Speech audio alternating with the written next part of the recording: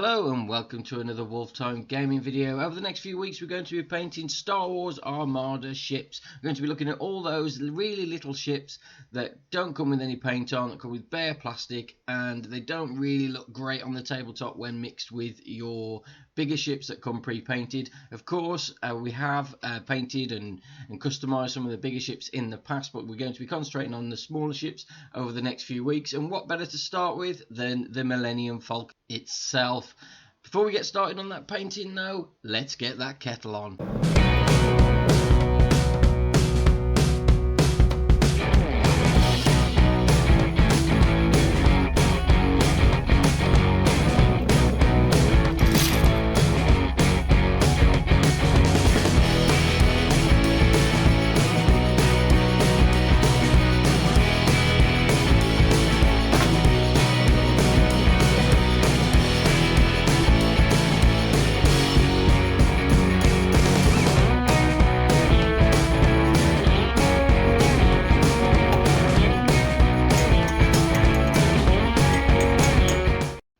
Okay, so let's get started. Now, as you can see, the first step is to give it a really good base coat.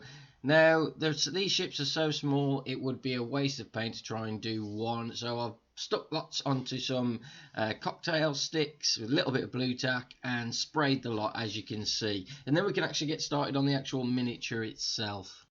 Now the spray I've used is grey cere, and as you can see, if you pick this up from Games Workshop, you spray these guys, it doesn't take any of the detail away. As some are sort of like third party, you know, if you go out and get a base spray for cars from Halfords, for example, it doesn't work as well as this. This is really, really good and doesn't actually take any of the detail away at all. Now to actually start getting some paint on there, the first one that we're going to go with is Games Workshop's Contrast Black Templar. And as you can see, I'm just picking out some of the details on the back there. You've got the vents, the 6 vents just on the rear of the hull on the actual Millennium Falcon itself, and also the windows on the cockpit. Now you can actually see, if you look really, really closely, these are actually molded into the miniature itself, so they're really, really easy to pick out. All you have to do is dot that little bit of paint in there. And one of the best things about using contrast paint to do this is it's very, very thin, very watered down, or not watered down, but almost has that sort of a texture in comparison to some of the base paints,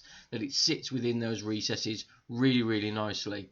I'm also just picking out the detail just on the radar dish that's just on the top, and some of the recessed areas on the front of the vessel as well, just to add that little bit more interest in there. If you do go over on any of the areas, you can quite easily wipe it off because it is very thin. Now the next step is to grab another contrast paint, and this time I'm using Basilicum Grey. It's a really, really great contrast paint. I've used this a few times in the past if you've been watching my videos. It's a really sort of nice mid-grey, and it picks out some of these details really nicely. Especially on the Millennium Falcon, you've got a few different shades of grey actually on the hull, and if you go with this one, I think it really works. I also picked out the docking hatches just on the port and starboard of the vessel, and the weapon just in the center, as you can see there.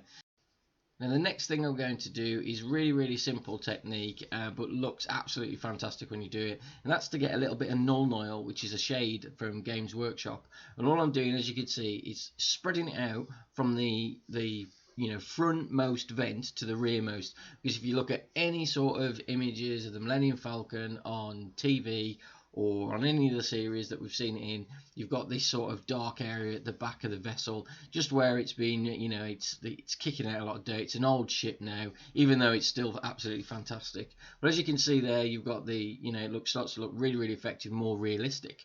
Then we're going to start picking out the detail on the vessel's engines themselves, and the first paint I'm going to be using is a layer paint called Sotek Green from Games Workshop, and all I'm doing there is just picking out that sunken area across the rear of the vessel.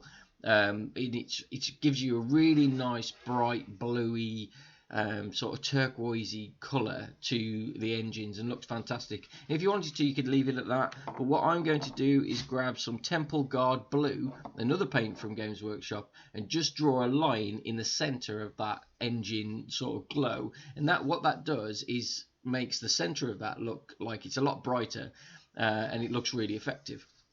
Yeah, to add all the detail in there, we're grabbing the shade paint again. This time, instead of using Null, we're going to use Agrax Earthshade, and that's because it's got a brown sort of a tinge to it, and it gives you a real dirty feel. And the Millennium Falcon, in any of the sort of images that we've seen, you can see on the screen there, it's almost got that brown, dirty feel to it, rather than really nice, clean white with maybe a little bit of oil staining like you'd get with the Null Oil.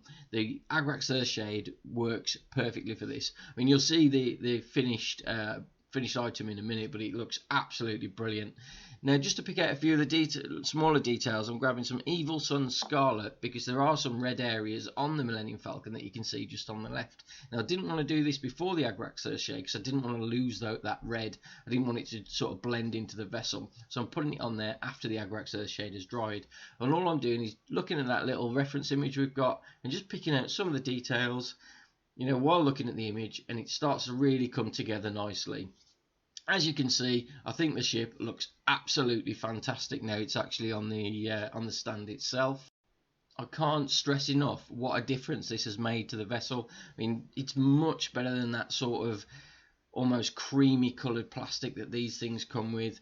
You know, the engine glows spot on. You've got the dirt on the rear there that we use the Null Oil on. Picked out some of the really small details of the red over the vessel, and I think it really looks the part. As you can see, this is going to look absolutely brilliant on the tabletop.